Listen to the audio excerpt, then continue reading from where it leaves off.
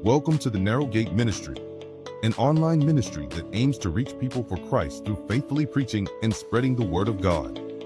Because narrow is the gate, and constricted is the road that leads to life, and there are few who find it.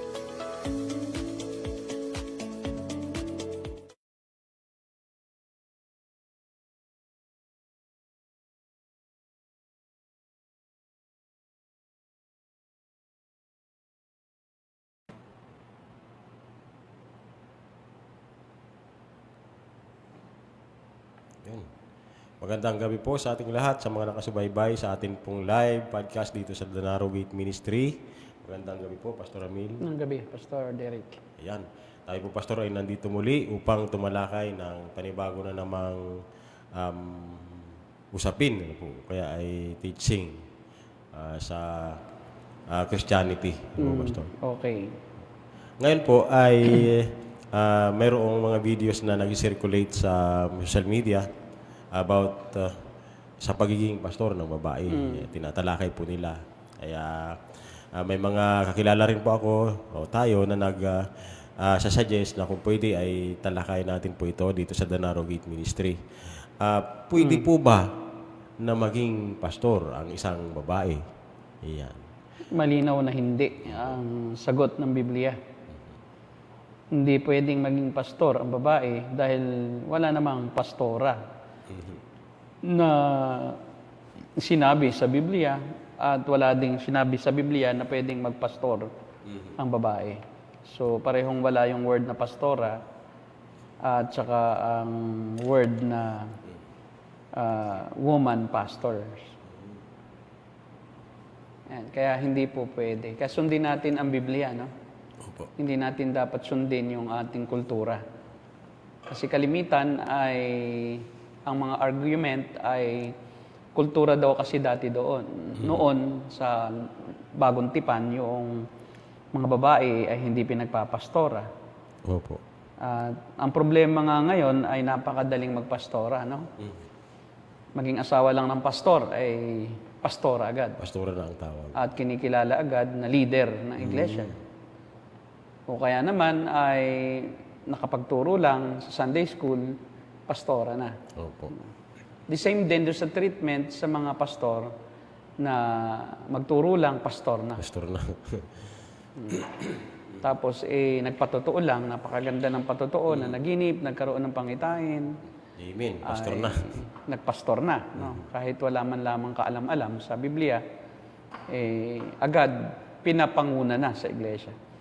By the way, yung salitang pastor o pastora ay yun yung decision maker, no, sa iglesia. Pag sinabing pastor at sa term ng mga Pentecostal charismatic, yung babaeng pastor ay pastora, ay siyempre, ang tungkulin ng isang pastor, gaya ng pastora, ay yung manguna at magturo at magpasya para sa kapakanan ng iglesia. So lahat ng gawain bilang tagapanguna ay ginagampanan ng isang pastor. At gayon din yung isang pastora sa mga karismatikong iglesia. At marami ngayon ang leader nila ay pastora. At ang problema ay pagka-pastora ang leader ng isang iglesia, wala silang pastor. At hindi iyon iglesia. Opo. Pero pastor, bago pa kayo dumako sa inyong medyo mahabang paliwanag po, ano po, pwede po kayang panuorin muna natin itong video na ito. Actually, ang kanya pong supporting verses dito ay yung sa 1 Timothy, yung binabanggit niyo po kanina na tawag dito, na by culture lang, kaya pinipigilan ni Pablo na manahimik na lang yung mga babae noon. Ano sa Efeso? Dito po sa 1 Timothy chapter 2, verse 11 hanggang 12 po yung kinuha. Pero dahil nga sumasamba sila sa kay Diana, Artemis, at ang mga pastora, ang mga leader sa pagsamba kay Diana ay pastora. Kaya para maiwasan yung cultural baggage na ang mga pastora o tagapanguna sa iglesia ni Artemis ay masamang patotoo o masama ang connotation, kaya bawal ang pastora. Opo. Cultural daw yun noon. Cultural daw po. Kaya daw wala naman na ngayong pagsamba sa Diyos-Diyosan at wala na mga babaeng tagapanguna sa pagsamba sa mga maling grupo o kulto na grupo. Kaya pwede na ang pastora. Maaring yun ang pakinggan natin. Ano ba yung argument na yun? Pakinggan natin, Brother RJ. Panoorin natin. Yung isa, yan muna. Bata pa, pastor to eh. Vlogger din po siya. Shalom everyone. So this is Pastor CJ. May nagtatanong po sa atin, can a woman be a pastor? So may mga nag-forward po sa akin ng video na dalawang social media Christian influencer na tuturo sila na hindi pwede na maging pastora o hindi pwede na maging pastor ang babae. So actually, itong dalawang social media Christian influencer na ito ay talagang pinapakinggan at marami silang magagandang turo. In fairness, talagang yung mga doktrina nila ay halos kapareho sa atin. So may mga iilan na hindi kapareho at isa na nga ito. Naniniwala po sila na hindi po pa pwede maging pastor ang babae. So ako po, si Pastor CJ, ay naniniwala po pwedeng maging pastor ang babae. So bago po kayo mag-comment ng emosyon lang, so pakinggan nyo po muna yung aking explanation. So ngayon po kasi, according po sa kanila, kung bakit hindi daw po pwede maging pastora o maging pastor ang babae, dahil sa Bible verse na paulit-ulit nilang kinuquote sa 1 Timothy chapter 2 verse 11 to 12. So basahin po natin. Sabi pong ganon, let a woman learn quietly in all submissiveness. I do not permit a woman to teach or to exercise authority over a man. Rather, she is to remain quiet. So makikita po natin yung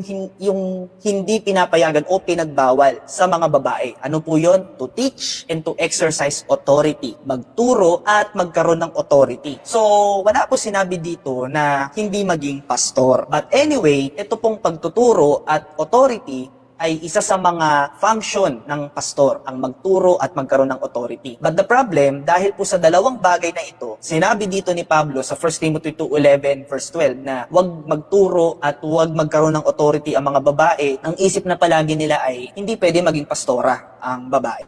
Okay? So ngayon, ganito po yan. Babasagin ko po yung arguments na hindi pwede maging leader ang babae. Kasi nga sabi, authority. Pangalawa, hindi pwedeng magturo ang babae. Meron ba tayong mababasa sa Bible na nagturo ang babae? Pangalawa, may mababasa ba tayo sa Bible na naging leader ang babae? So kapag may nabasa po tayo niyan, ibig sabihin, merong proper hermeneutics itong 1 Timothy 2:11 to 12. So speaking of hermeneutics kasi mga kapatid, pag sinabi po nating hermeneutics, palaging ang ginagamit na susi sa hermeneutics is yung context. Pag sinabing context, yung aaralin mo ng buo yung passage. Kumbaga, hindi ka lamang sa isang verse nakabase. So ngayon, alam niyo po, pagdating sa proper hermeneutics, hindi lamang po context ang dapat nating gamitin or gawin. Kinakailangan po din nating gumamit ng susi na tinatawag nating culture. So pastor, ano yung culture? Bibigyan kita ng halimbawa para ma-appreciate mo yung culture. Kasi gagamitin natin ito dito sa 1 Timothy 2:11 to 12. So, dapat ma-appreciate mo muna kung ano yung culture. Bigyan kita ng example. Halimbawa po, si Jesus Christ. Kung tatanungin kita, anong kulay ng balat ng ating Panginoong Hesus? Maputi, maitim, o moreno? Saan mo mababasa? Okay, kung context lang ang gagamitin mo, saan mo mababasa sa Bible kung anong kulay ni Jesus nung kanyang balat? Lumalabas, wala tayong mababasa. So, ibig sabihin, yung susi na context ay hindi natin magagamit. Okay? Ang pwede natin magamit is culture. So, sa culture, ano ba ang lahi ni Jesus? Hudyo. Ano bang kulay ng Hudyo? Kung ano yung kulay ng Hudyo, yun ang kulay ni Jesus. Yung Amerikano, maputi. Tayong mga Pinoy, may itim. Yung mga nasa Africa, may itim. Tayong mga Pinoy pala is kayo manggi. So, ano bang kulay ng lahi ni Jesus? Ang tawag doon, culture. Nakita niyo na kung gaano kahalaga sa hermeneutics yung culture. Ganun pa man, gamitin po natin yung culture sa hermeneutics pagdating dito sa 1 Timothy chapter 2 verse 11 to 12. Ang dapat po nating maintindihan dito, ang kultura po sa panahon ng Bible, dito po sa 1 Timothy 2:11 verse 12, ang mga babae ay hindi po nakakapag-aral. Okay? So pagdating sa usapin na ito, ang culture po ng mga Jewish ay wala kang authority magturo kung hindi ka nakapag-aral, lalo na ng Talmud. Yung Talmud po is a Jewish Bible or Jewish theology na dapat aral ng isang tao para maging rabbi. O yung rabbi pong ibig sabihin nun, guro. So ang mga lalaki lang po ito pwedeng mag-aral. So yung mga babae, hindi. Kaya dun sa 1 Timothy chapter 2 verse 11 to 12, kaya hindi pwede magturo at manahimik lang ang mga babae Kasi sa kultura, hindi po aral ang mga babae. So, technically, kung ano-ano lang ang sasabihin na lang mga maling aral at pwede pang gumulo yung theology na matagal nang itinatag ng Kristyanismo, di ba po? So ngayon, kung titignan na, actually, kahit naman sa ibang bansa, kahit po sa Pilipinas dati, ang mga babae ay hindi masyado nakapag-aral. Pero kung titignan natin sa panahon ngayon, marami na pong aral na babae. Hindi pwede maging, basta-basta maging leader lang yung mga babae dati. Kasi hindi po sila aral, pero ngayon, marami na pong babae ang mga aral, marami na pong babae ngayon ang mga kayang nagpatunay na minsan nga, yung babae pa ang mas mukhang lalaki kaysa sa mga ibang lalaki. Nakuha po natin yun. May mga leader na po na babae, mga presidente, mayor na babae. At ito pa po yung isang video po, hindi ko na lang papangalanan. Isang video po ng social media Christian influencer. Dito po sa 1 Timothy chapter 2 verse 11 to 12. Ang kinote niya dito, hindi pwedeng maging pastor. Kaya lang, kung papanoorin niyo mabuti yung video niya, ang sabi niya doon, pwede naman daw magturo, pwede naman daw maging leader ang babae, pwedeng mag-share ng gospel. So, pwedeng magturo, pwedeng maging leader sa discipleship. Pero ang linaw na sinabi ng 1 Timothy 2:11, I do not permit a woman. Kasi sobrang haba pala ng video na. Mahaba po yan. Basta Baka pag tinapos natin, tayo na ang nakinig at di na tayo ang nakapag-TNG. matapos na yung oras natin. Tingnan lang natin yung mga puntos niya. No? Sabi niya, dapat daw ay gumamit ng hermeneutics. At pag gumamit ka ng hermeneutics, ang part ng pag-aaral tungkol sa hermeneutics ay alamin mo yung culture at saka context. Ngayon, yung context, ang culture na ginamit niya ay yung kulay. Ay hindi naman yung kulay ang pinag-uusapan dito. So, mali na agad yung paggamit mo ng culture. Kasi yung culture, tungkol doon sa kulay, kung anong kulay ng mga Hudyo, kung sila ay brown, Hudyo siya. Kung ang Amerikano puti, Amerikano siya. Hindi naman lahat ng Amerikano ay kulay puti. O meron din namang maitim, Black Americans, diba? Di rin lahat ng Hudyo ay basta brown, may puti rin, no? So, doon pa lang ay strawman fallacy, na hindi naman yun ang argument Hindi naman yung argument ng text ay yung tungkol sa culture, tungkol sa kulay. Kundi, okay, balikan natin. Kung culture tungkol sa babae, mas plausible yung argument na yung mga taga-Epeso, kung saan nagpapastor si Timothy, ay mga babae ang siyang leader o priestess doon sa templo ni Diana, ni Artemis. No? Kaya, kung culture ang pag-uusapan, mas maganda pang gamiting argument na ma-identify nga naman yung mga babae sa mga priest doon sa templo ni Diana. So kung ikaw ay nagpastora sa isang church, baka isipin ng mga tao, parang tayo ay nakikigaya sa mga pagano na pangit naman yung impresyon pagka ang leader ng isang relihiyon ay babae dahil immoral kasi yung mga babae na leader o mga priest o pari na babae sa mga templo ni Artemis, ni Diana. So pwedeng yun ang gawing cultural argument. Pero hindi pa rin iyon sapat dahil hindi naman ang pinag-uusapan ay yung pastor kay Diana, kundi sa chief iglesia, leader. Leader sa iglesia. Bilang leader, no? Hindi naman tungkol sa, hindi binanggit din doon yung, kasi kung iyon ang argument ni Paul, direktang sasabihin niya yon. Opo. Ba't naman itatago pa ni Paul yung cultural reason o cultural aspect noong hindi pwede ang magpastor na babae? Pwede namang direktang sabihin yun ni Pablo dahil ang didactic naman ang Timothy, no? Opo. Talagang ito ay tinuturo ng direkta ni Pablo ang mga katotohanan patungkol sa isang pastor na dapat siya ay asawa lang ng isang babae o isa lang asawang babae. Siyempre, walang asawang bakla, no? Isa lang.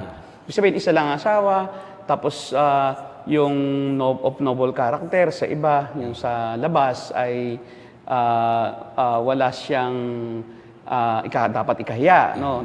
Tapos maayos na papangalagaan ng pamilya, ng mga anak. Ngayon, hindi sinabi kasi. So wag tayong ang tawag diyan is nag-a-apply sila ng isang bagay na wala naman doon sa talata. Strawman, hindi naman 'yun ang argument Kasi kung totoong 'yun ang argument, direkta na sanang sinabi. Yung sinabi naman niya na uneducated daw ang mga babae. Dapat sinabi rin ni Pablo 'yun. Wala namang sinabi doon si Pablo doon sa 1 Timothy 2:11 to 14 tungkol sa edukasyon ng mga yung sa mga babae na na magsasalita o sa pastor. Wala rin nga sinabing educational status eh. Doon sa talata eh. Hindi naman dito pinag-uusapan yung edukasyon. Opo. Kasi kung edukasyon ang pinag-uusapan, bakit di rin naman sinabi ni Pablo na kasi mga babae di nag-aral? Ang tawag doon is eisegesis. Hindi siya gumamit ng hermeneutics talaga. Opo. Kundi nilagyan niya ng meaning niya yung text. Pag wala doon ng argument doon sa text, wag mong sabihin, wag mong anuhin yon, palabasin sa text. Kasi ikaw ang naglalagay ng iyong pakahulugan sa text. Kasi uneducated, saan sinabi sa talata na uneducated ang mga pastora o mga babaeng pastor? Diba? Tapos sinabi mo mga leader, pwede namang maging leader ng bansa o ano. Eh, hindi naman church ang bansa. Ang pinag-uusapan church. So, laging mali ang premise. Yung sa Old Testament, leader din. Eh, hindi naman church yun. Wala naman church pa noon sa Old Testament. Sila Hulda naman, sila Deborah, yun na may mga warrior yun. Hindi naman yun, pastora. So, labas talaga. So, ang pinag-uusapan, sabi ni Pablo, dapat manahimik sa loob ng iglesia. Ang mga babae, hindi dapat magturo sa mga lalaki. Opo. At hindi dapat siya mag-exercise ng pamumuno sa mga lalaki. Sa iglesia rin. Sa iglesia. Kasi pag namuno ka sa iglesia, hindi pamumunuan mo rin ang mga lalaki dahil ang mga membro ng iglesia naman ay hindi lang babae. No? So kaya talagang hindi dapat na maging pastora.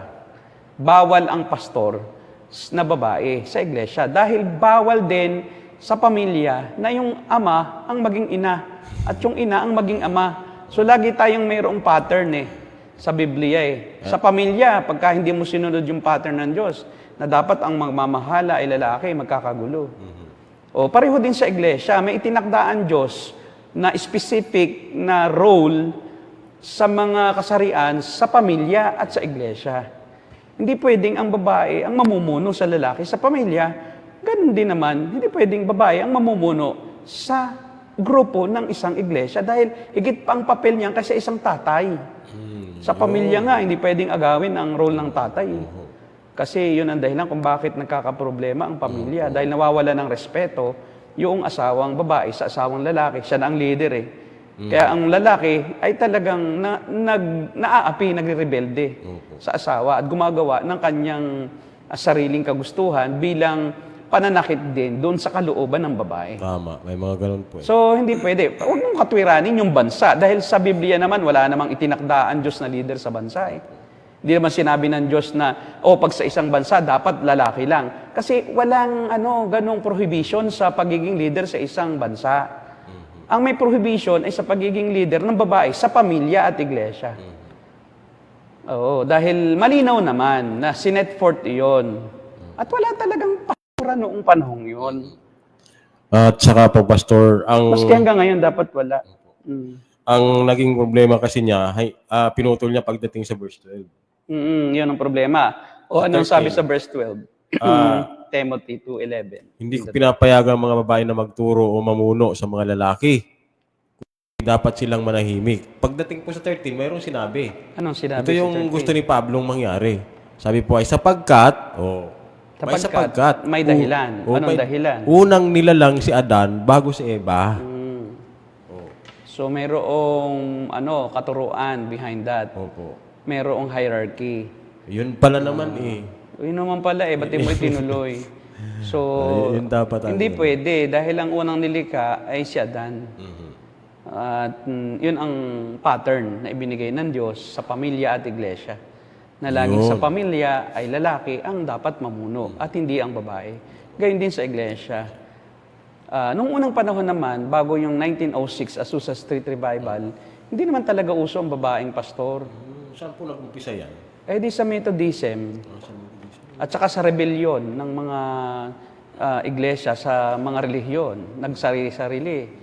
Noong panahon nila Martin Luther, wala namang pastora. Panahon ni Charles Spurgeon, di naman tinawag na pastora yung asawa niya. Susana. So walang pastora. Pastora Susana. Di ba? Ang mangyayari nito bakit wala? Mula doon sa New Testament, sa Acts chapter 2, hanggang sa 1906, Azusa Street Revival, nawala ang pastora.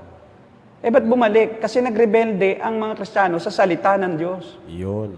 Kasi malinaw na ang pagiging pastora o pagkakaroon ng pastor na babae sa isang iglesia, yan ay paglaban sa itinakda ng Diyos. Kaya nung ako po ay naniniwala pa rin na may pastora, ako rin ay nakukonvict Bakit nasa unahan ko isang babae?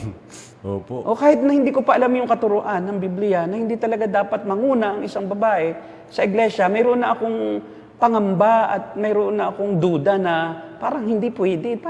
Ba't babae ang mangunguna sa akin? Opo. Tapos yun nga, naranasan ko sa lahat ng iglesia kung nakita na ang leader ay babae, napakagulo. Napakagulo ng iglesia kasi mahina ang isang babae. Mahina ang babae. Emosyonal masyado. Opo, doon nakabase. Nakarinig lang ng kaunting chismis, agad ipapagpalagay na yun na yung sitwasyon. Hindi man lamang marunong na magtimbang-timbang. Kasi mga maritis ang mga babae. At masyadong maramdamin. Subukan mo yung asawa mo. Di ba? Lahat ng babae, ganun ang nature So kaya hindi pwedeng magpastor kasi Maramdamin. masyadong maramdamin. Emotional sila. Emotional. Pag mayroon lang narinig na kaunti, na negative tungkol sa kanya, iba ang interpretasyonan niya. Kalaban ko yung taong yan. Iiwasan na niya. Tapos hindi na niya iimikan. Ganon din, di ba, sa pamilya? Opo, ganun Mga din sa babae, ang asawang babae, ganon. Hindi mo alam kung ano ang gusto. Napakabuhay ng Tapos pag sinuyo mo, galit. Pag ibinigay mo yung gusto, galit. Pa rin. Sabi, umalis ka. Pag umalis ka, galit. O, di ba sinunod mo na? Sabi, ba't umalis ka? Umalis ka dyan. O, ba't ka alis? Sabi mo, umalis ako.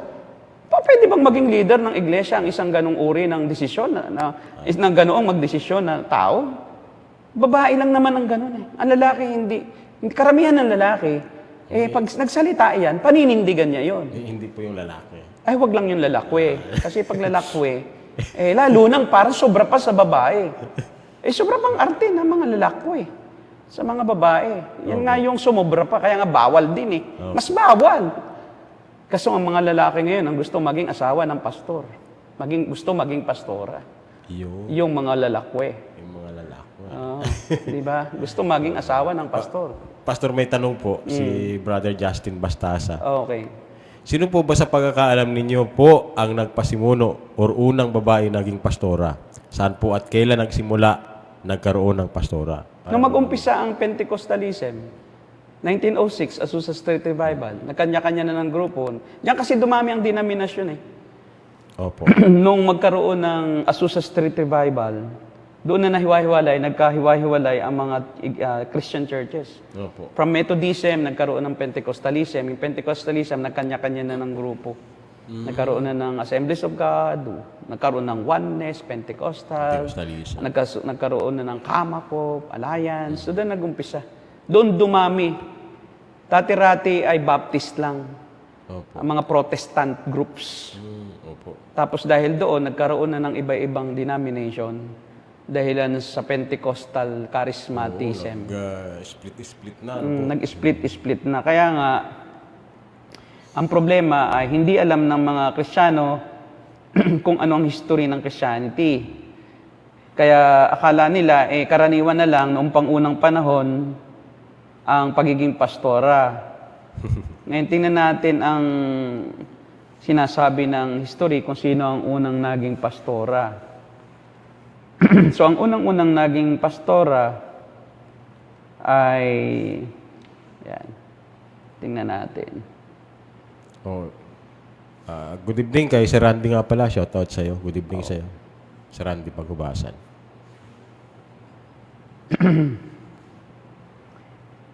Yan. 1819, pero hindi pa rin pastor. Inauthorize lang siya mag-preach. So, Methodist Episcopal. Sabi ko nga, from the Methodist Episcopal Church. Wala naman kasing mga Pentecostal noon. So, 1819 yan. 1819. Pero hindi pa rin siya pastor. Siya lang ang inauthorize mag-preach. Pero he is not leading the church. He is not among those who decide for the church. Tapos si Isabella Bonfrey, Methodist uli. No? Sa mga Methodist nag-start yan. Sa Methodist 1883. Pobby Palmer, Methodist. Yan, si Pobby Palmer 1875. Antoinette Brown 1825 to 1921. Yan, Congregational Church. Pero nag-umpisa rin ang Congregational Church, of course, sa Methodism din. Sa Methodism. So, sa Methodism lang nag-start ang pastora. 1700s, 1800s.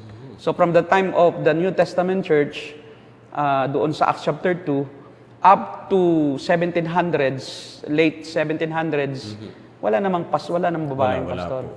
Kaya nga, it's a fairly new talaga na tradition within Christianity. O bago itong katatayo lang na organized na leadership style na yung babae pwede. Pero noong after na nga, noong 1906, Azusa Street Revival, doon na talaga unti-unti na inordain na, ngayon may obispo ng babae sa Methodism. May bishop na babae na. May bakla din. Laging Methodist, pati bakla.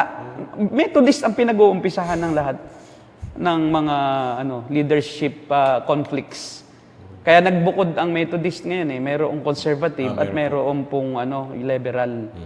Kaya magkahiwalay na sila at marami ding Methodist ang nagsarili na. Ayaw na rin sa mga sa Methodist denomination. Nasisira sila. Nasisira kasi sila So, ngayon yung ding pagkakasal ng bakla dito sa Pilipinas, si Agbayani, ang apelyido, nag-aaral din sa Methodist na Bible School.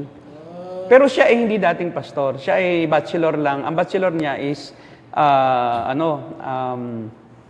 secular. Opo. Tapos nag-aaral siya sa Baptist Bible School sa Cavite. Methodist.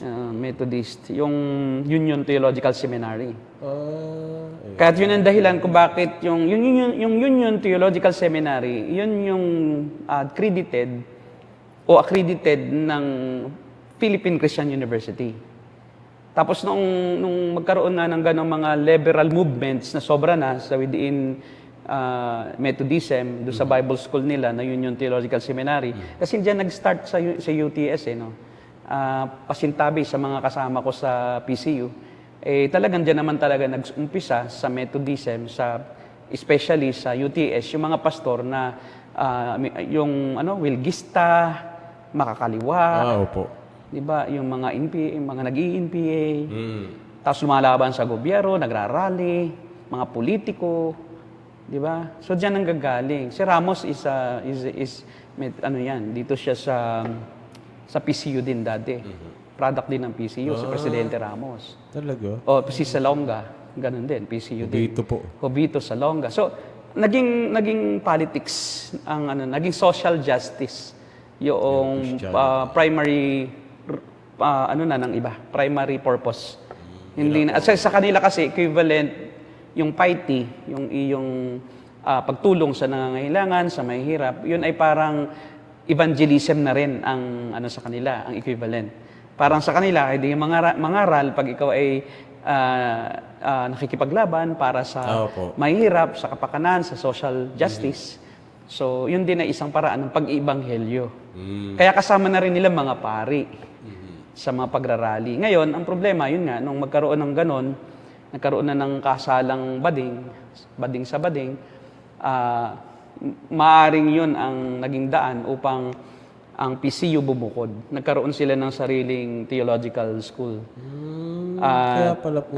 Kaya nagkaroon ng religious studies sa PCU.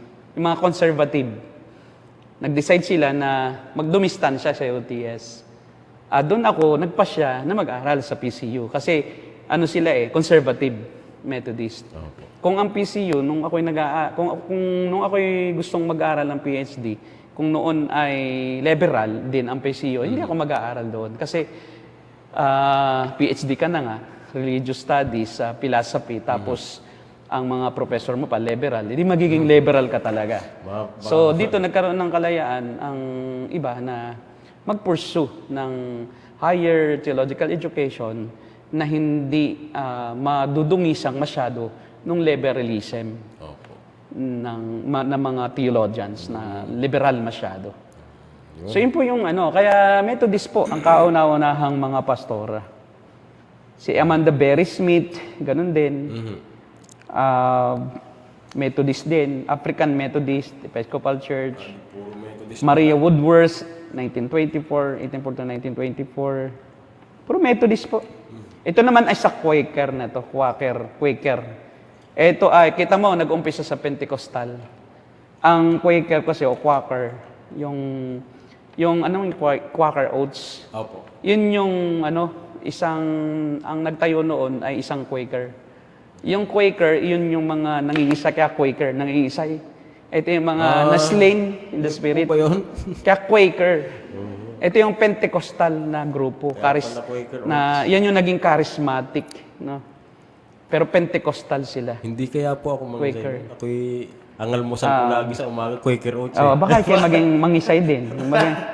Yan. Tapos siya ang nag-found kasama sa Assemblies of God noong 1914. So pinakaunang Pentecostal Church, Assemblies of God, Opo. na organized as a religion. Yung Quaker kasi noon is, sila from Methodism. Tapos naging Pentecostalism. Pero ayaw pa rin nilang umalis sa Methodism. Parang siya ay branch ng Methodism. Yung Pentecostal. Yung Quaker Yung Quaker. na Pentecostal. Okay. Tapos yung Pentecostal na Quaker, naging AG. Kasama siya sa pag-found ng AG. Itong pastora rin na ito, Okay. na si Maria Woodworth Ether. Hanggang sa 1911, yan na, nagkaroon na ng mga marami na, Holiness Church, yung church kay Charles Parham. Dito nag-umpisa. Si Charles Parham kasi, yan yung isa sa fathers nung Azusa Street Revival. Di ba po, kung di ko lang kamali, Pastor, si Charles Parham, di ba siya? Bethel. Siya po ba ay end time, rin? End times? End times prophet din. Okay. Ang kaibigan niya ay si William Seymour. At tapos noong 1906, si Seymour ang naging daan para sa revival ng Azusa Street. Yan. Si Lucy Farrow kasama doon na naging pastora din. So pagdating ni Farrow doon sa Azusa Street sa Los Angeles, doon nag-umpisa na yung kanya daw paghipo, nagiging daan upang mapuspos ng Espiritu Santo ang mga tao. Yan. Hanggang unti-unti na, dumami na ang mga pastora. Yan. Tapos itong si Aimee Semple McPherson, siya yung unang missionary, pinakaunang missionary sa China. Yan. Tapos rin siya, Naging establish din ng Salvation Army. By the way, ang roots niya is Salvation Army. sa kanya pala po nanggaling yung Salvation Army na Hindi, yun. isa siya. Isa siya. Kumbaga, isa siya sa product ng Salvation Army. po. Matagal na rin may... Tapos ito yung si Aimee McPherson, ang founder ng Kamakop Alliance. Siya ang nag-ano ng Alliance Church. Actually sa Alliance po, pwede ang babae. Kaya nga. Mag-ordain sila ng babae. Hindi, dati hindi. Dati po hindi. Dati hindi. Pero ngayon, nag-ordain na rin. Pero sa ABCOP, wala pa. No? Wala pa. Medyo conservative ang ABCOP. Sa sa leadership. Pero- At saka hindi pastora, ang tawag. Missionary worker. Missionary worker. Oo. Pero pag nag-Pentecostal yung ABCOP, magiging pastora yon. Actually po, Pastor, ito yung sa ABCOP, no? Magandang gabi sa mga taga-ABCOP. During po ng Yolanda, after ng Yolanda, marami po mga churches kasi noon na nasira ng bagyo. Ngayon, nagpa-adapt po sa ABCOP. Ay, yung mga churches... Yun na. Opo, yung mga Pentecostal po yun, karamihan doon, mga charismatic churches. Ngayon, siyempre, nasa ABCOP na sila, Tinuloy-tuloy na lang. ang tawag na lang sa kanila, worker. Pero sa kanilang church, nagpa-practice sila ng pagpapastora. Pero worker lang ang tawag sa kanila ng ABCOP. Pero ganun din po. By the way, hindi Kamakop nga, Foursquare po pala. Foursquare. Si Aimee McPherson ang founder, kasi lalaki yung founder ng Kamakop po.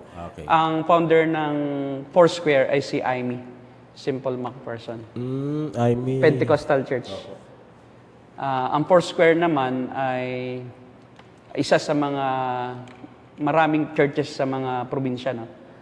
Foursquare Bible Church. Meron silang Bible College. Meron sila sa bawat city, especially sa Mindoro, maraming Foursquare churches sa Oo Mindoro. po, sa Mindoro. Yun, may classmate ako sa Bible School na nagpapastor doon sa Foursquare Church. Dito lang po sa unahan natin, mayroong Foursquare Church na. Dito meron din. Okay, nasagot po ba ang tanong? Nasagot naman yun, ano? Brother Justin. By the way, itong si Amy McPherson, napaka-controversial niya, no? Kasi, kunwari siya ay kinidnap. Pero, ang ginawa niya ay, nakisama siya doon sa isa niyang lalaking worker. So, para parang mabisto, nawala sila. At, ang report, siya ay nakidnap. Until sa time na-discover na sila ay magkasama. Yan. So, inireport niya yung sa kanyang sarili na siya ay nakidnap. At siya rin ang major influences sa charismatic Christianity. Itong si Amy Semple McPherson. Siya din ang naging isa sa mga faith healers, nag-conduct ng mga public faith healing demonstrations na daang libo, libo-libo, 10,000 ang dumadala. Marami pala ang ano nila. Napaka-controversial niya. Ayun. Okay. Bago po tayo, Pastor, magpatuloy, ay panoorin muna natin. May isa pang pong video. Okay. Ito naman sa Corinthian naman yung kanyang binabanggit. Yan. Sino naman yan? Unknown. Unknown yan eh. Na ano lang ito, dumaan lang sa newsfeed ko to eh. 1 Corinthians chapter 14, verse 33. Start with verse 33, no? 1 Corinthians 14. For God is not a God of disorder, but of peace, as in all the congregations of the Lord's people. Now, bear in mind, the context of this letter, in this portion, Paul was concerned about order. Now, in verse 34, this is now another instruction about order. He said in verse 34, women should remain silent in the churches. They're not allowed to speak, but must be in submission as the law says. If they want to inquire about something, they should ask their own husbands at home, for it is disgraceful for a woman to speak in the church. Okay. What is Paul saying here?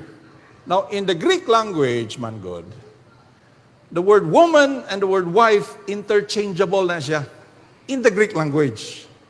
If I say, husbands, bring your women. Okay, bring your wives. That's how it was in the ancient Greek. Here's a verse 34. You know, Paul was talking about wives, because in verse 35, he said, wives, those wives, if they, who's they? The women. If they have something to ask their husbands, ask them at home, not in the gathering. It's so confusing. Let them be silent. Why did Paul instruct it that way? Because in ancient gatherings, and let me show you something here. Here it is. Bear in mind that the church in Corinth came out of the synagogue. But not only the Jews, but also the ancient Greeks, when they gather like this. This is an ancient way of gathering, and even today in modern synagogues, they do this. It's called the mechitza. Separate sitting for women and men. So can you imagine the men are over in this side and the women in this other side? Ayun. So, mahaba rin po yan eh. Okay, mamaya natin balikan. So, balikan natin, hindi naman sitting ang pinag-uusapan ulit eh. No? Sitting na naman tinatalagan niya. Actually, laging policy yung strawman na hindi naman yun ang pinapaksa natin. Okay, by the way, no? Hindi naman natin sinasabi na bawal ang mga babae na magturo, mag-evangelize, o mag-ibanghelyo, o mangunas sa mga gawain, sa Bible study, sa mga bahay-bahay. Wala tayong sinasabi ng babae walang karapatan na maglingkod sa Panginoon, no? Ang sinasabi natin, yung opisina ng pastor lang. Okay? Kasi pag sinabing opisina ng pastor, o office of the pastor, it involves decision making. It involves yung appointment of workers. Dapat sila nag-a-appoint. Sila yung nagpaplano. Sila yung nagpapayo. Naman? Sila yung nagpipreach. Kasi yung preaching is one of the leadership roles.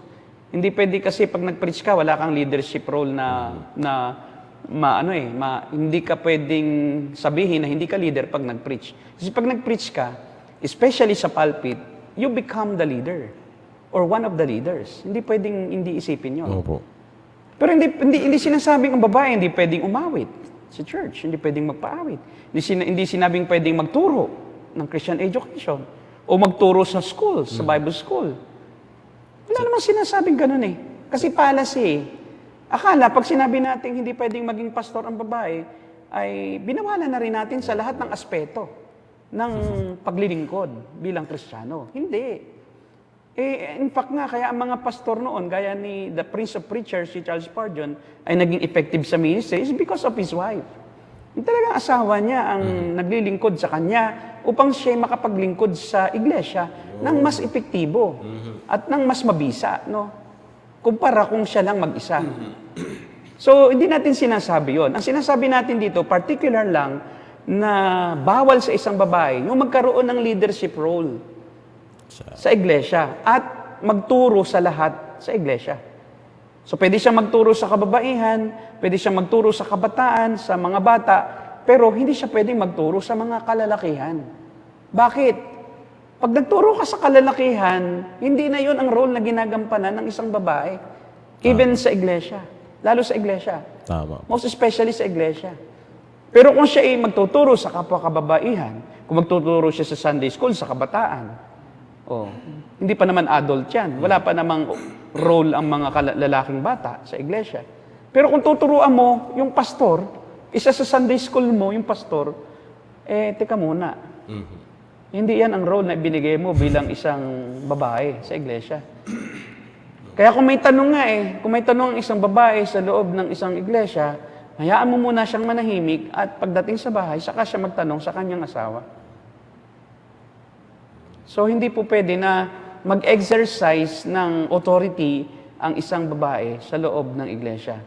Kabawal-bawalan yan sa bagong tipan. At maski hanggang ngayon, hindi nababago ang salita ng Diyos. Kaso, di naman, kita mo, wala naman talagang pastora. Acts chapter 2, libu-libong taon walang pastora. 1,800 years walang pastora. Wala po, mga leader bakit din. kung meron? Bakit wala nga?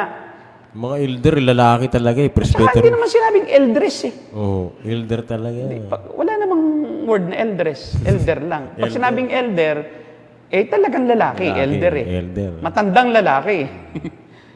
Di ba? Deacons. Wala nga deaconess sa Biblia Wala Deacons po. lang Sa Acts chapter 6, Wala puro lalaki yung ano. Puro lalaki lahat Saka pastor, po. May mga nagsasabi kasi. Kasi ganito, if the Bible doesn't speak about it, stop speaking about it. Opo. Huwag kang yung tinatawag nilang inference Yung inference, yung isang text, papakahulugan mo ng iba. Nag-i-infer ka ng meaning doon. Hindi pwede. The Bible is enough. The Bible is authoritative. Pag binago mo ang Bible, huwag ka na rin magturo ng Bible. Binabago mo lang din naman Wala kang karapatang baguhin ang salita ng Diyos at dagdagan ito. Sige, anong sabi mo, Pastor? Meron kasi po mga nagsasabi na pagka argue ka against sa woman pastor, sasabihin ng ilang pastor na pananaw mo yan, ginagalang namin. Yun yung pananaw namin, igalang mo rin. Respetuhan na lang. Pananaw lang ba talaga? Or mayroon tayo talagang biblical na basehan? Hindi po yun pananaw lang. Dahil ito po yung sinasabi sa Biblia Kung pananaw lang ito, amin lang ito. Wala ka makita sa Biblia Walang batayan sa Bible na lang. may batayan sa Biblia. Hindi po ito pananaw namin. Ito po yung turo ng Biblia. Kaya nga nagkakagulo ang iglesia Kita mo? Kasi nga sa mga babae. Mula nung magkaroon ng babae na leader sa churches, doon nagkaroon ng charismatic, Pentecostalism, nagkaroon ng mga factions, awayan sa group, sa iglesia. Bahagya't kaunti, split. Kaya ang dami-daming churches sa isang lugar, puro pastora. Magkakatabi. Diba? Kasi bakit? Yung pastorang isa, galing din yun sa pastorang isa. Naging assistant pastora. Tapos yung assistant pastora, nagkaroon ng assistant, nagalit din, naging emosyonal din, sa halip na pagkaisahin, umalis na lang tayo. Kaya, yung karamihan, puro pastora.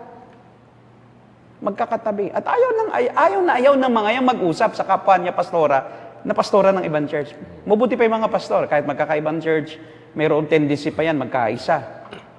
Nagkakaroon pa yan ng meeting-meeting. Pero pag pastora, leader, pastora din, tapos mag-meeting sila, para magkaibang iglesia, hindi yan mag-meeting. Maliban na lang kung ang leader ng isang grupo, pastor. Pero kung ang leader ay pastora, walang ibang pastora makikiisa dyan. Kasi ayaw din ng mga pastora, ng leader nila, babae din.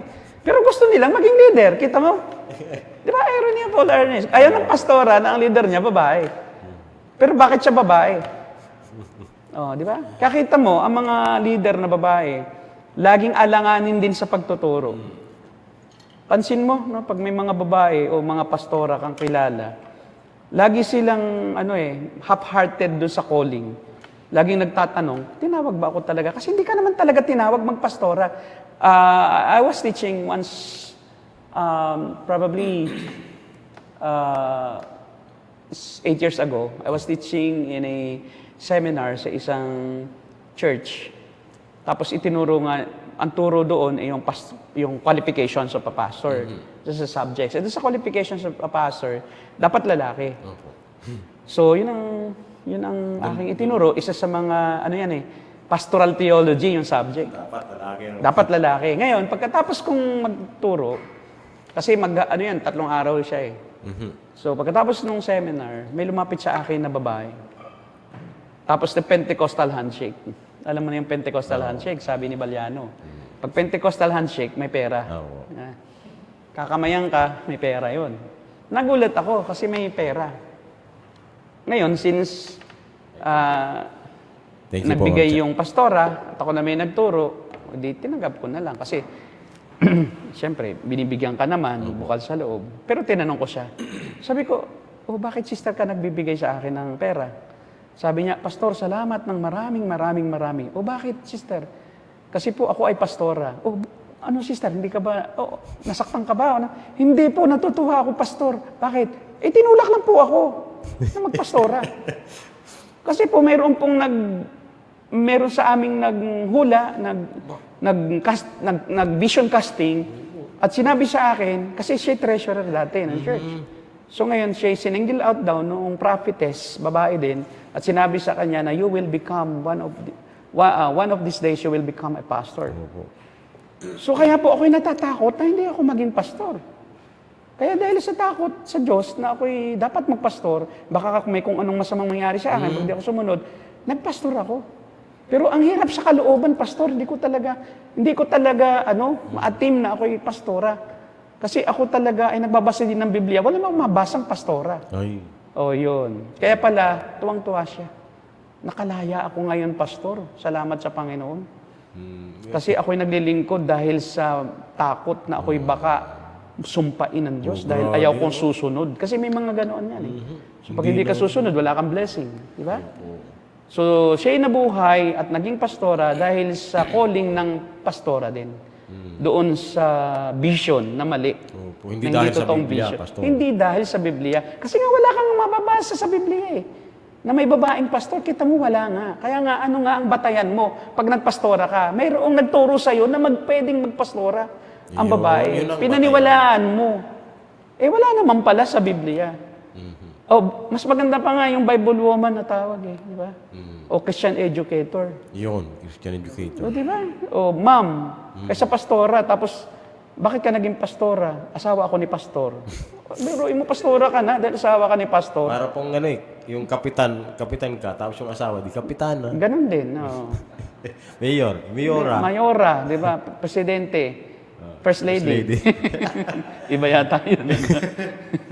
Di ba? Pag ganon, yun, di ba? Parang nakigaya ka lang.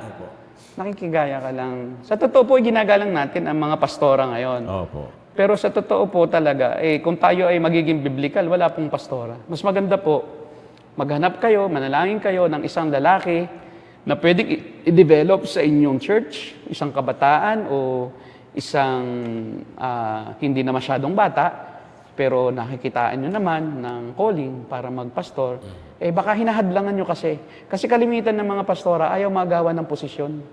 Ay, opo. Takot na takot maagaw ang posisyon. Para yung kilala natin. At pag may threat sa kanyang leadership, hindi niya yung pahihintulutan na maging pastor. Ibabaton niya yon doon sa ibang outreach o kaya hindi siya papahawakin ng preaching ministry, Bible study ka lang. At iniiwas-iwasan niyang makausap yung mga parang threat sa kanyang leadership. Kaya tuloy, ang mga tao na nararamdaman iyon na tila parang sila ay hindi welcome masyado doon sa ng pastora, sa kanyang puso at isip, ay asiwa at hindi masyadong makapag-participate sa ministry.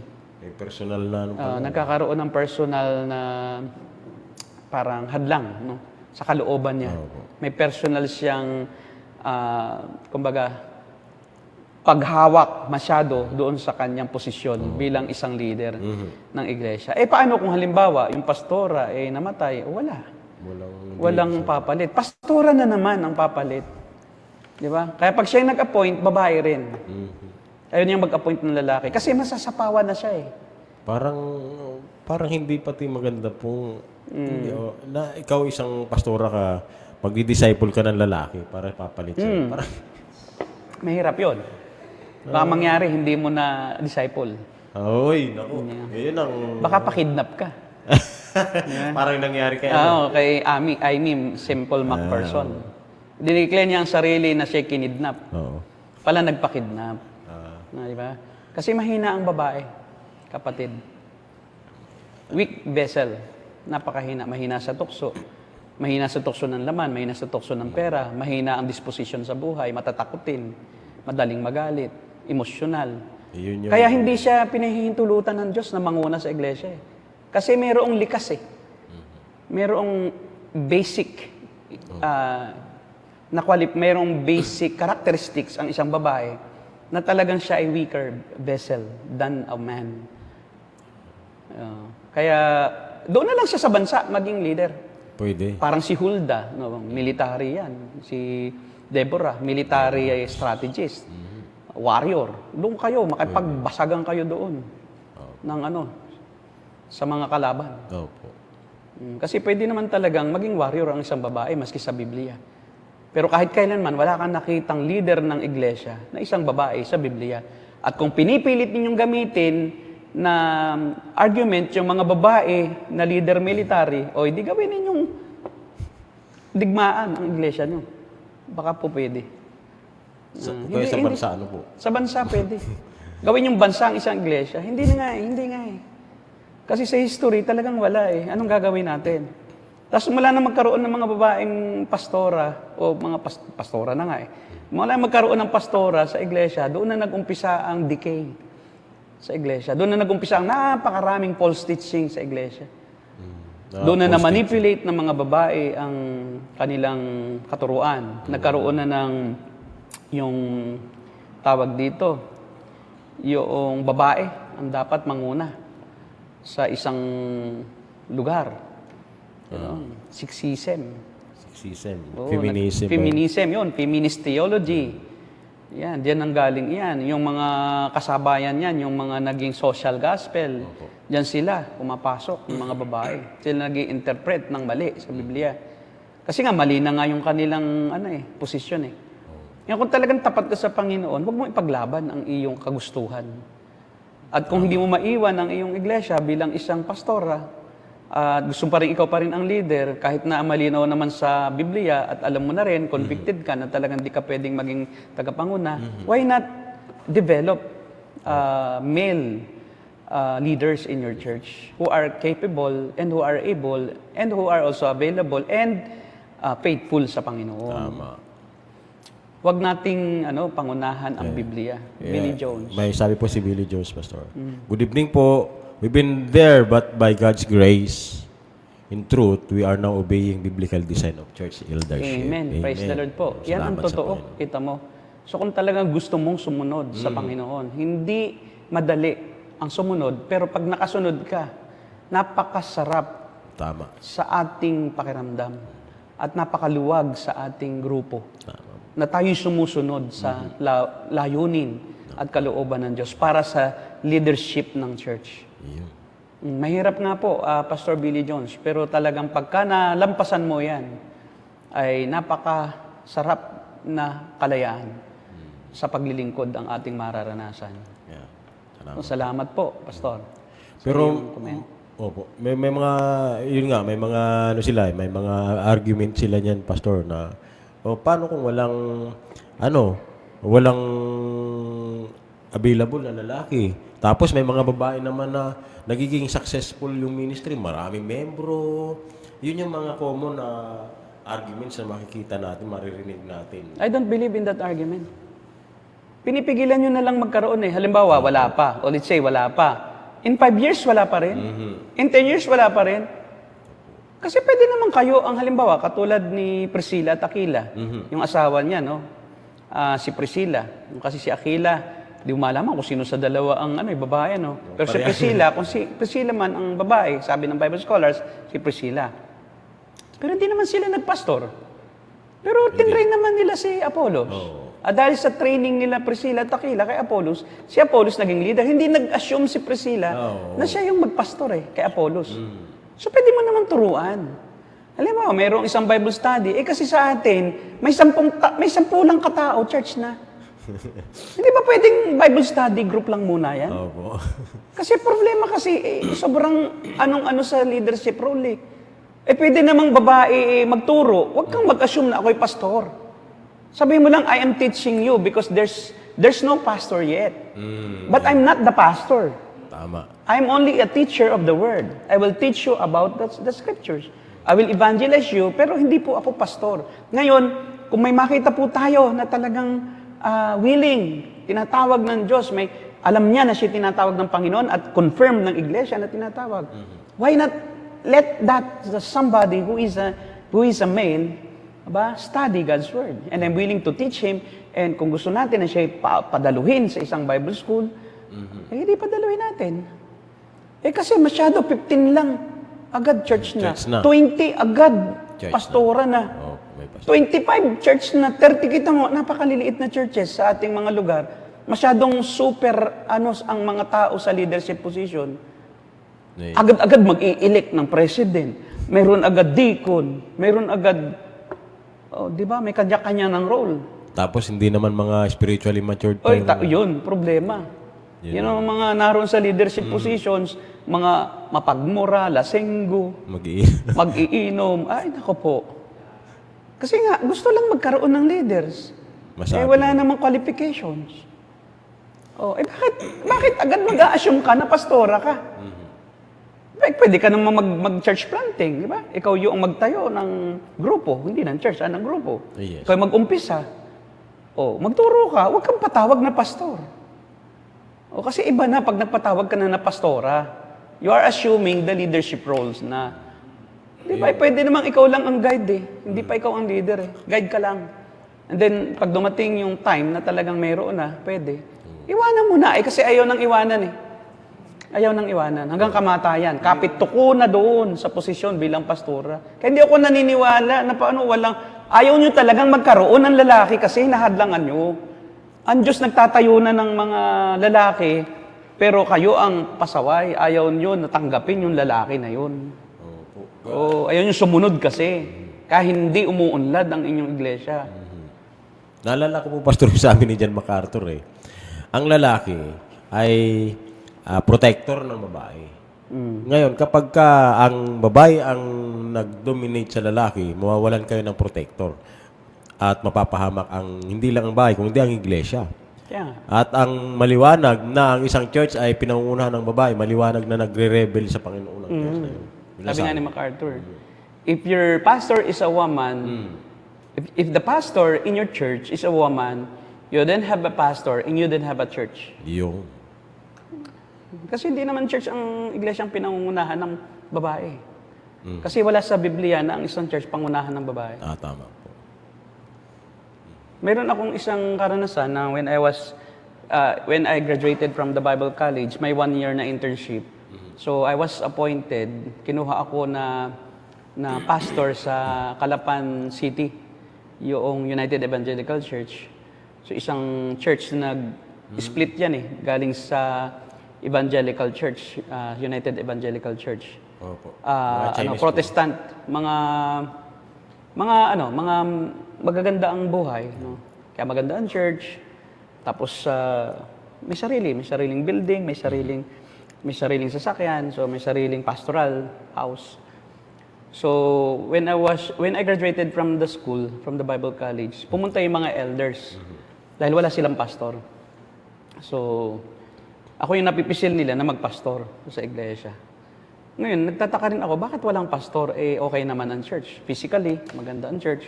Tapos, kumpleto, meron naman sasakyan. Di ba?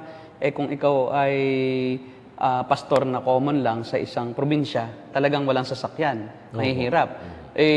Kung magkaroon ka agad ng pastorate na ganoon, may kaya ang mga membro. Parang tuwang-tuwa ka, no? Pero I realize, kaya pala walang tumatagal doon is because, yun nga, ang nasusunod ay hindi pastor. Ang nasusunod yung mga leaders.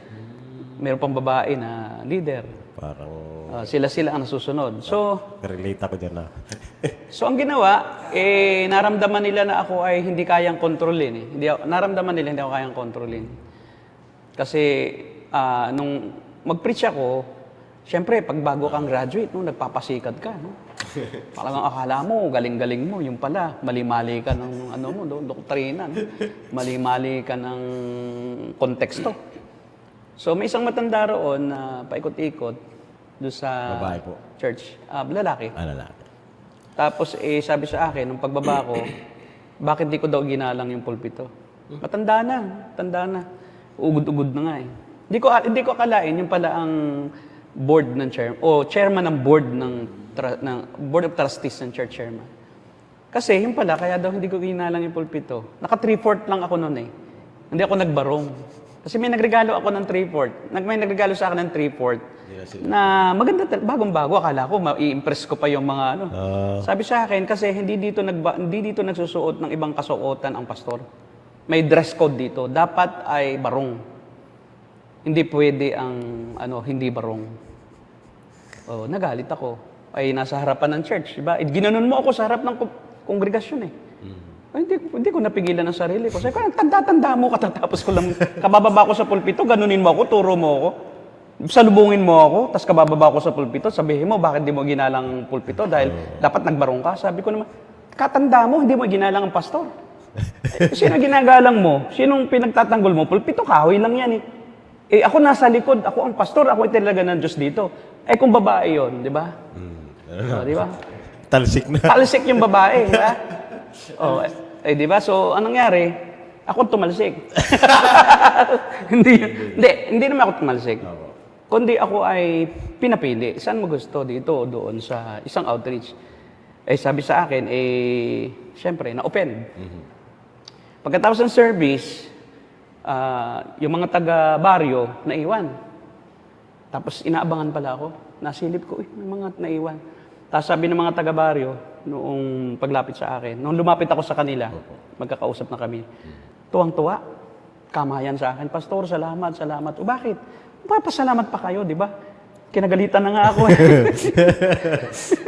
So, salamat po, ngayon lang po may nagganyan dito. Dahil ito pang church na ito ay kontrolado ng mga leaders na hindi naman maano sa kaloob. Kami nga po, pinababalik pag nakatsinelas, di ba? Papagsapatusin ka kahit maputik. Pagka ang damit mo hindi ayos, bumalik ka. Salamat po at ginanon ninyo yung tao. Ngayon, ito na. Ito yung kwento talaga. Ito na yung tungkol sa pastora. So, mayroon silang isang outreach na matagal nang nagdi-distance sa church, sa mother church. Parang ang mission ko, parang sinabi siya, sige, kumuha sila ng bago. Kasi ayoko na rin eh. Ayoko ng conflict eh. Ngayon, pinapunta ko sa isang daughter church nila. Tapos, isinuong ako sa pastora. Pastora ang leader. Yun ngayon. Doon kami nagkaroon ng power struggle. So, nung una, nagagalit sa akin. Para kasing, ako daw kasi is parang sobrang strong. Sabi ko kasi hindi. Sabi sa Biblia, pastor dapat pastor. So, nung nandun ako, bumaba siya. Bumilib naman ako sa kanya. Naging na lang siya. Hindi na siya nag-preach. Ako na lang. Tapos, siya na lang nagturo sa kabataan. Mahigit po yun. Mabuti, sana ganon yung iba. Opo. Marunong sumunod sa salita ng Diyos. Pero kung hindi po, ay talagang hindi magkakaigi ang iglesia. Opo. Kailangan po talaga ang masunod, pastor. Hindi yung leader, hindi yung chairman ng board, hindi yung board of trustees. Mali po kasi mali po ang hierarchy na ngayon sa mga iglesia. Congregational. Mali po yun. Biro mo ang magdidikta sa pastor kung anong kanyang gagawin at siya ang mag-check sa pastor ay yung kongregasyon at especially yung board. Yung board. Pag umayaw yung board sa pastor, sipa ka. Kaya tuloy yung pastor nagko-compromise kasi parang swelduhan lang. Di ba? Naku, baka itong mga leader dito ng mas masaktan sa sasabihin ko. Tapos ako sipain. O di, nagko-compromise yung pastor, hindi makapreach ng ng tungkol sa mga ginagawang masama ng mga elder at board. Yung mga nasa board nga po na gumagawa ng immoralidad. Ay, hindi maali. Hindi maano ng pastor. Hindi. At saka pag nagalit yung gumagawa ng immoralidad din sa'yo, tanggal ka. Tanggal yung... Kasi daanin ka sa politika eh. Di ba, papakampahin niya yung mga miyembro ng board. Kaya tawag namin dyan sa mga board of deacons, board of demons. Narinig ko rin po yun sa Board professor. of demons. Ayan, may board pala dyan. Ako, board of demons. Board of Demons. Narinig ko na rin po yun sa professor grabe. namin. Sobra. Isi-shape ang iyong ministry ayon sa kanilang kagustuhan. Yan, tama po. Pati preaching mo kukontrolin ka. Na pastor, wag ka munang babanggit tungkol sa sabong. Kasi may magsasabong pala doon. O, di ba? Huwag kang kababanggit muna sa sugal. Sa wedding. Kasi tumataya sa wedding. Sa loto pa yun. Sa loto. Medyo social po, loto. Oh, yun. Oo. Matindi. Sosyal, loto siya. Kaya nung nandoon na ako, pastora yung ko, naturuan naman. Buti naman po siya nag-submit. Salamat po sa salita Panginoon. ng Diyos. Nag-submit naman. Pero talagang masakit sa umpisa. Opo. Lagi yung tampo, hindi ako iniimikan. Yun, kasi siya na pastora siya Ay, ano po ginawa niyo? Kinakausap niyo na. Ay, di ako ang nanunuyo. Kasi siyempre, siya yung leader din sa dati, di ba? Pero nagpailalim naman. Ay, Ewan ko lang ngayon, parang bumalik sa pagpapastora. Wala na ako O, di ba? Yun. Yung pagsunod niya, isa tao din lang Tao pala. lang Pag din. ganun lang, di wala rin, di ba? So, baka nanonood ngayon kasi lagi nakasubaybay. sana Hello. panood. Hello, sister. Ayan. Alam mo yung mga pastora, pag tinawag mo sister, nagagalit. Di ba? Sa totoo lang. Sister. Kasi kultura nila na parang pag tinawag mo lang sister, parang di mo ginagalang. Hindi naman ganun. Hindi naman. Sister ka lang eh. Hindi naman kita pastora, ba't tatawagin kita pastora ko? Di ba? Oh. Ay, may sinabi po si Ate Joy. Oo. Ito. Sabi niya, tama po kayo, pastor. Mahina po ang isang babae na manguna sa isang church or iglesia. Ayon po sa aming karanasan dito sa Infanta. Talaga po, totoong-totoo. Lahat ng napuntahan ko, ganyan po. Tama po kayo, Sister Jocelyn, Sister Jo. Talaga pong mahina ang isang babae sa lahat ng aspeto kaysa sa lalaki. Yes. Pero, pastor, disclaimer lang, di natin dinidegrade ang mga kababayan. Ay, hindi po. Hindi. Actually po, kayo po'y pinahalagahan namin. Kasi po, ang pagsunod po sa Panginoon, ang pinakamahalaga. So, Yun. kung sinunod ninyo, ibig sabihin po ay kinikilala nyo ang kahalagahan ng salita ng Diyos. At kami rin po ay nagpapahalaga sa salita ng Diyos, kaya po pinahalagahan din namin kayo. Hindi po namin kayo ibinababa sa inyong posisyon. Hindi po namin kayo dinidegrade na parang mas mababa kayo kaysa sa lalaki. Hindi po. Ito po yung usapan ng role o responsibility. Hindi po ito usapin ng esensya, unang halaga bilang tao. Kundi po ito usapin ng papel na ginagampanan na ayon sa salita ng Diyos na dapat gampanan ng isang babae sa loob ng iglesia. At yun po ang sinasabi. Hindi naman po natin pwedeng palitan ang sinasabi ng salita ng Diyos. Oo. Yan po ay inference na lang, yung pagkakaroon ng pastora sa ngayon. At kitang-kita naman sa history, wala naman po talagang pastora. Ay dahil sa rebellion ng mga tao sa salita ng Diyos. Kaya nagkakaroon ng mga wala. At pinipili, kita mo ngayon, same-sex marriage, wala naman. Wala dati. Wala dati, meron na. Wala dating pastor na bakla. Wala, meron na. Naka-makeup pa. Di ba? At tuwang-tuwa pa na nagpapakilala na ako po ay LGBTQ member. Yung saan yung Methodist Church? Methodist din. Sa Methodist talaga nag-umpisa ang korupsyon sa iglesia. Methodism. Pero, hindi ko sinasabi na ang Methodism hindi pwedeng umahon. Malay natin kung ang Methodist din sa Pilipinas ang mag-cause din ng revival. Yung gamitin ng Diyos para sa revival ng iglesia. Diba? Ito, sabi po ni Sir Randy, kapag po ba babae ang nagpapastor ay sa devil na ang church?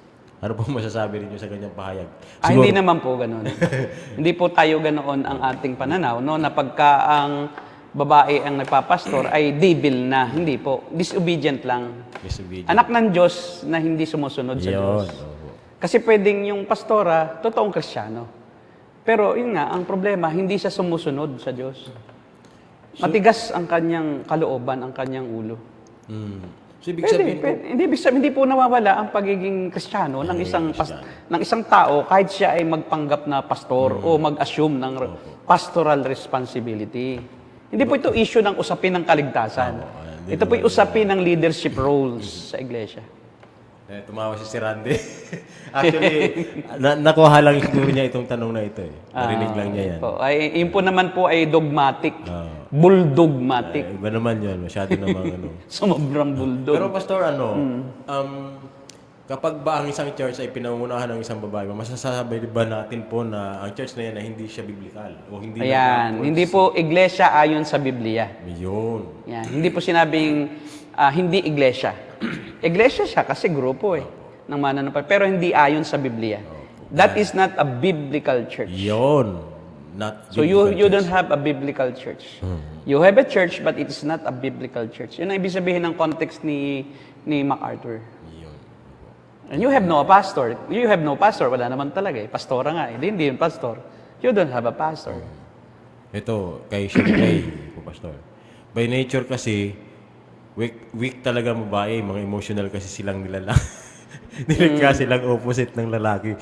Physically and mentally. Kaya pagdating sa leadership sa church, di talaga sila fit. Tama po. Kaya, tsaka, maski po sa tahanan naman, yun din ang role na mahirap talaga pag babae ang ginawa mong leader eh. Naging underdesire ang lalaki, ang hirap ng pamilya. Mahirap.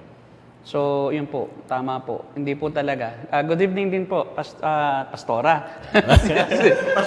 Pastora Risa. Sister Risa. Lisensya na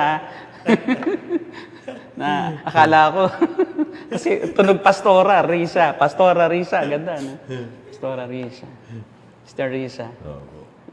Yan. Good evening po sa inyo. So, meron pa ba? Ituloy natin, no? Parang may kadugtong pa yun. Sige, ituloy natin. Yung isa na ating pinutol. Alin po Yung last natin na last. video na pinaana. Sige po. Kanina. Yan. Ayan. Kasi yung pagkaka-explain niya, mukhang dispalinghado ba? Kumbaga sa Tagalog. Dispalinghado nga. Dispalinghado. Tingnan natin, no? Ituloy natin. May nakikita akong dispalinghado eh. And the wives, they have questions sa husband. Somebody's teaching, and in the ancient times, women are not allowed to have any form of education. So if the wife would say, like one wife or two, sabay-sabay together, they would ask, Dong, unsay pasabutan ng Ezekiel? Unsay na siya? What is Ezekiel? And the husband here on the other side, What? And 2 or 3 women are speaking, wives speaking, and so Paul said, women, you wait until you get home. Your questions, women, ask it at home. But that's what you read in verse 35. Do not ask in the gatherings. Wives, shh, be silent. Probably somebody told Paul, our gatherings in Corinth, very confusing. You know those women? They're so interested, they want to know, but they keep asking questions. They interrupt. Somebody's teaching. And very noisy. And so Paul wrote, women, be silent. It is a disgrace for you to do that. When you have questions, wait for you to get home. You see, misunderstanding, misreading scriptures, how deadly that can be. For centuries, the devil has effectively silenced half of the workforce of the body of Christ.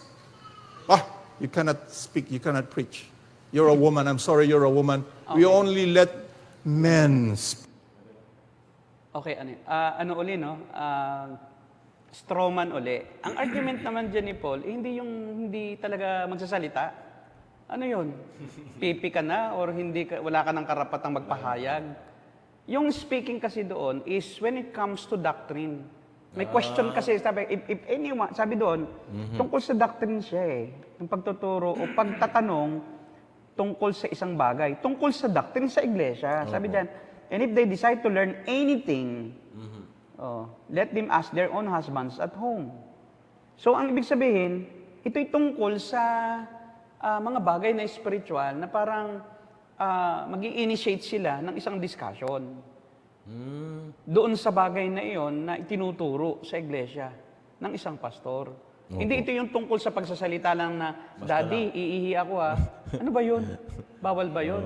O kaya nagtanong ka lang, Pastor, pwede bang palitan natin yung kortina? Hindi naman ganun yung naman yun eh. O mag-suggest ka ng ibang bagay tungkol sa ibang bagay. Ito tungkol sa doktrina na parang nangingialam ka sa isang katuruan na parang gusto mong mag-input ng isang bagay na iyong sariling proposisyon.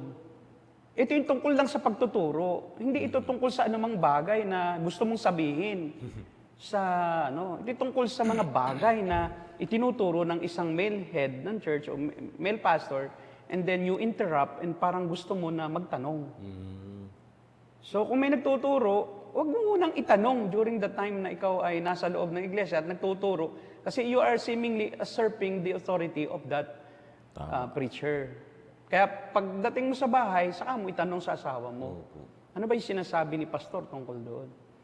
So definitely, it's not about just speaking about anything, but it is about speaking something about the teaching of the scriptures. And so to avoid na parang mag-usurp sila ng authority ng isang pastor na hindi ayon sa katuruan ng Biblia, na sila'y manguna sa lalaki, na pangunahan nila yung lalaki sa pagsasalita o pagtuturo, ay manahimik sila. But it's not about yung absolutely lahat ng paksa. Titungkol lang doon sa pagtuturo sa loob ng iglesia. Diba? So hindi sila pwedeng magturo habang may nagtuturo na pastor sa loob ng iglesia. Pwede naman sila magturo sa labas ng iglesia. Ito ay sa church. Ang context is church, kapatid. Church Pagka worship. nasa labas ka, ay wala akong pakialam. Kahit mag-evangelize ka sa kalsada, kung babae ka. Saan ka? Gusto mo, doon ka sa Quiapo. Kahit babae ka, in fact, kami nag-street preaching, babae minsan ang speaker namin. Hindi naman pagpapastor yun di ba? Nagpapastor ba yung babae? Nasa labas siya, sa publiko? Tama. Tapos nangangaral ng salita ng Diyos? Ba't yung pagbabawalan ng isang babae mag-ibanghelyo? Mag-lead ng Bible study sa bahay? Lahat tayo. Hindi naman pagpapastor yun Yung pagba-Bible study na di ba? Tama. Ang pagpapastor ay yung pangunguna sa lahat ng mga spiritual na usapin sa loob ng iglesia. Gaya ng pagtuturo ng doktrina, kung ano ang tamang doktrina, hindi dapat makialam ang babae. Di ba?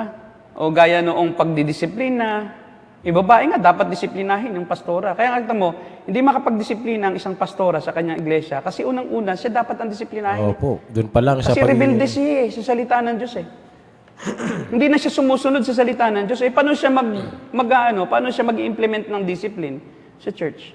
Siya nga ang unang-unang nagkakasala dahil hindi niya pinapakinggan ang biblical role, biblical model. Di pinapatupad ang model ng Biblia sa pagpapastor. Na yun ay dapat na isang lalaki. Okay, napakatagal ng pakikisama natin sa mga babaeng pastor. Kasi ang hirap pakisama sa mga pastor na babae. Pag di mo natawag na pastora, nasasaktan. Kaya, parang hindi mo siya malapitan Baka mamaya madulas ka na sister lang Ayaw mo rin namang magsabi ng pastor. Kasi, pastora, kasi parang binibigyan mo pa rin siya ng authority pag tinawag mo siyang pastora, di ba? Kaya, silent na lang. Pwede po siguro madam na. Pwede rin madam o teacher, di ba? O pwede teacher. Mas maganda pa nga. Ma'am. Yun, ma'am na lang. O di ba? Hindi pwedeng tawaging sir. Kasi pag tawag mo ring pastor, sir din eh. Sir din. Pastora, parang sira. Sira. Sira na babae, di ba? Sira. Ba't pag babae, hindi yung matawag na sira? Pag lalaki, sir, di ba? O nga, no? Oh. Bakit namimili kayo ng tawag? Maganda lang ang gusto nyo. Pastor, pastora, sir, sira. Di ba? Ba't madam? Sira. Dapat sira, babae. Wag lang bibigyan ng diin sa ulo. Oh, wag mong bigyan ng ano lang, ng tudlik. Tudlik. Yan. Good sa uli. Yan. Mabuti pa sila no, yung mga babae nating nagko-comment, nag-i-amen. Kasi po hindi po kabawasan sa pagkatao ng isang babae na hindi siya magpastor. Yes. Well, in fact, karagdagan pa nga na lakas ng isang lalaki na may isang babae na nananahimik at sumusuporta sa lalaki. Hindi nakikipag-competition. Kaya kita mo, marami akong kilala na pastor na ang babae ay pinapayagan niyang magpastora. Lagi silang away. Totoo lang. Parang may kilala po din. May kilala ka rin? Opo. Ako may kilala rin. Di ba? Kasi binibigyan niya ng role na magpastor yung babae. O di siya ngayon ang sinisermonan pag nagpapastor yung kayo mga lalaki, mga masuwayin. Parang kilala yata po natin pareho yun. Kita mo? Kaya ang hirap pag ang babae ginawa mong pastora. Lagi kang sermon sa pulpito. Oo, di ba? Oh, mahirap. Kasi emosyonal yan eh. Pag nakita ka, magagalit. Pariringgang ka. Kita ang mga babae, mahilig magparinig. Tama po. Nakita ka lang, nagparinig na. Oh. Alam mo, may mga ganito dyan eh. Ganyan, mga ganyan. Oh. Baka pag gano'n na, aalis na lang ako eh. Di ba? Hindi makatiis, di ba? Hindi makatiis. Hindi maghintay ng tamang panahon. Ang gusto sabihin na, ang sasabihin, kahit wala sa lugar. Ang hirap ng babaeng matigas ang ulo talaga. Hindi masunurin na babae. Ang hirap mga kasama. Sabi sa kawikaan, di ba, mabuti pa na tumira sa ibabaw ng bubong. Kaysa sa babae. Kaysa sa makasama mo yung babae doon sa iyong kwarto. Doon ka na lang sa bubong matulog. Opo. Sa Bible yun, nasa Bible May yun. kilala din daw siya.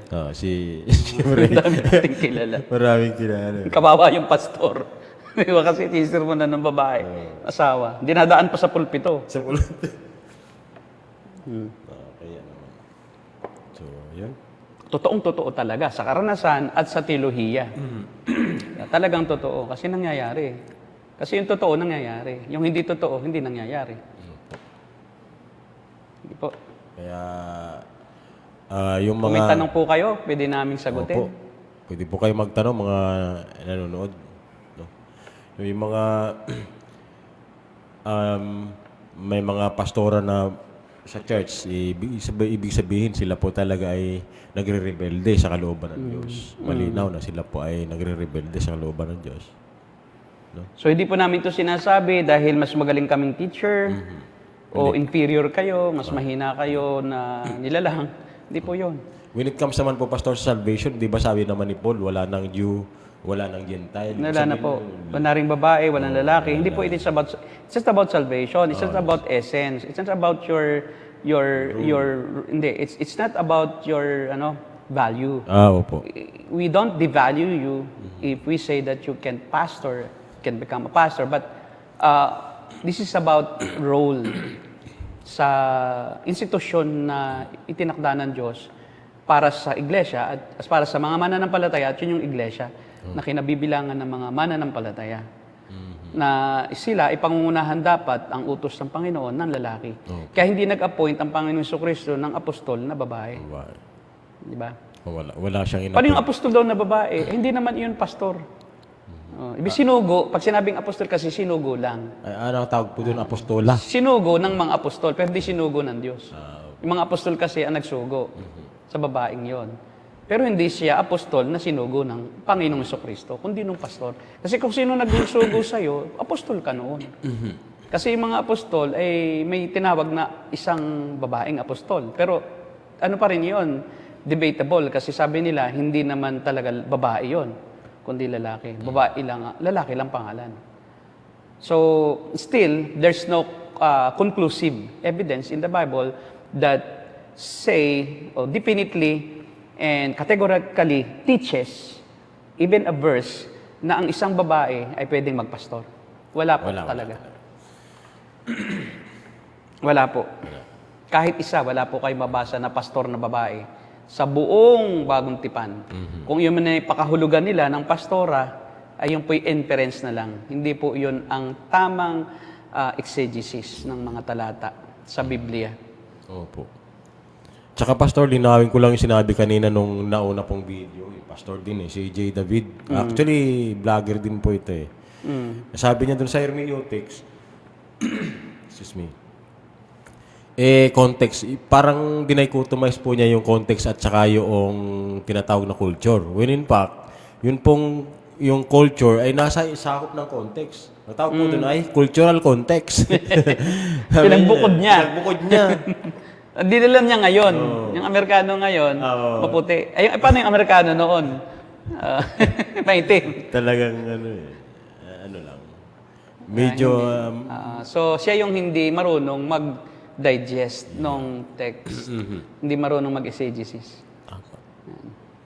Sige po, siguro ay magpapaalam na muna kami. At hanggang sa muli po naming pagbabalik sa Huwebes po ng gabi, 8:30 ng gabi. Ayun. So, salamat po. Maraming salamat po, Pastor Ramil, sa maliwanag na pagbibigay ng kabuluhan at pagkomento sa paksa natin pong ito. Nawa ay natuto po tayo dun sa mga nanonood at may share din po natin ito sa mga ibang kailangang makaunawa. Ano po? Napakahalaga po nito. At hanggang sa muli po, gaya ng sinabi po ni Pastor Ramil, babalik po kami sa Huwebes ng gabi, alas 8 po ulit. At 8:30. 8:30 po. Ayan. So, ito po ang Danaro Gate Ministry. Tuloy-tuloy po kami sa pag-expose ng mga false teachings. Pastor Ramil, we are The Cult Busters. God bless you all.